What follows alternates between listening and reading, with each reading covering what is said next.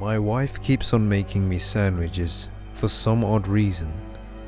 The house is just full of sandwiches, and I don't expect her to make me anything. As soon as we got married, all she has ever done is just make me sandwiches. We still don't have any kids, nor have we done anything that married couples do, because she just keeps on making me sandwiches. I have spent so much money on bread and ingredients for sandwiches, and I have talked to her about this. She doesn't have to make me this many sandwiches so many times over and over again.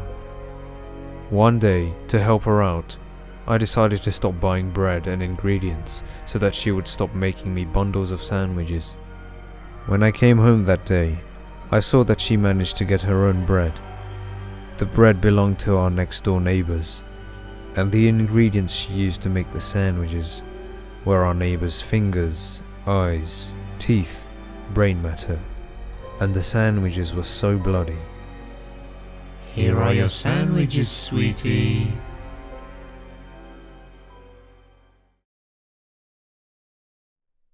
I don't know where he came from, and I had never seen him before in my area. A couple of months ago, I stepped out of my house, and a ragged man was next to my car. Then he shook my hand.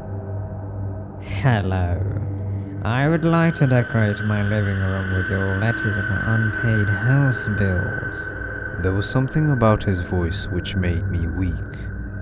Then he simply walked off. After that first meeting, I got a phone call from my boss. Even he sounded a little strange, like he was being controlled. Hello, Martin.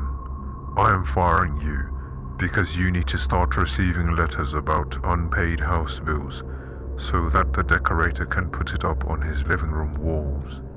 I tried calling him back, but got nothing, and when I took my company to court for unlawful dismissal, the judge seemed like he was being mind-controlled. The same thing happened with the lawyers. The judge told me that it was for a good reason that I'd been fired, so that I could start receiving letters about unpaid house bills for the decorator to decorate his walls. Any job I applied to, they would all reject me for the same reasons, which is that I needed to start getting letters about unpaid bills for the decorator's living room walls. As I couldn't find another job, I started receiving bill payments for water, heating, mortgage, electricity, and tax, which all quickly added up.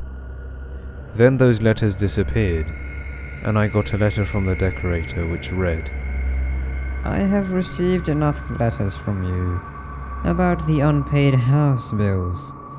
They look very nice on my living room walls. After that, I was finally able to get a job. But one day, the decorator randomly met up with me at the supermarket.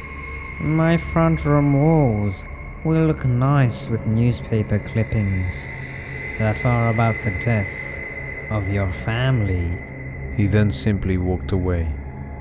I contacted the police and told them everything, but they simply told me, Sir, of course your family needs to die because the decorator needs newspaper clippings about your murdered family for his front room wall.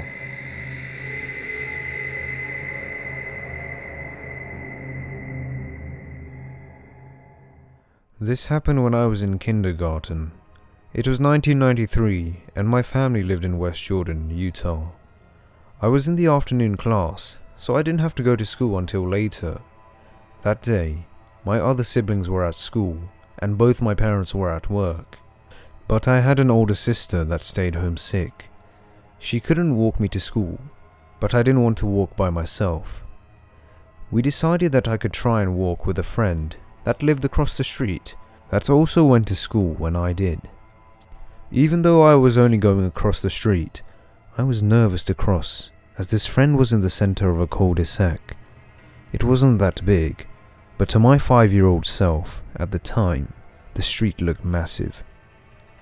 My sister promised that she would stand by the window and watch me walk across the cul-de-sac. I went out the door and walked to my friend's house. up the porch and knocked. I waited a few moments, then knocked again, this time a little louder. Still no answer, so I turned to leave. Just as I turned, this truck pulled up in the middle of the street and parked at an angle. There was a man and woman inside of it. I can't remember what the woman looked like, but the way the man was looking at me is forever burned into my brain. The predatory gaze was like a demon commanding its victim to come to it. I gasped and ducked behind the brick wall with arches. I was terrified and felt that hiding like I did was useless. He saw me, but I didn't move. I stood there pressed against the wall, terrified he was going to come out and grab me. I thought to myself I needed to run, but my body refused to move. I don't know why he didn't just come after me, but he didn't. He just sat in the truck, waiting and watching. I don't know how much time went by, but it felt like forever, until the truck pulled away. When he was out of sight, I ran back to my house. My sister threw her arms around me. She walked me to school, and the man in the truck followed her until she reached the school grounds. He then quickly disappeared. We never saw him again. I'm 32 now, and a single mum of teenage girls. Since reflecting on that day, it made sense why I didn't run. The way he was parked on the street was set up that if I were to run either way, all they had to do was open the door and scoop me up. I know not everyone believes in a higher power, but I have no doubt in my mind that a guardian angel was there, with me, that day. It was my instinct to run, but something told me to stay put, to wait it out. Thinking back on that day, I don't know what would have happened had I gone with my instinct. What I do know is I probably wouldn't be here today. Parents, if you're watching this, don't ever let your little ones go anywhere alone. Not even across the street.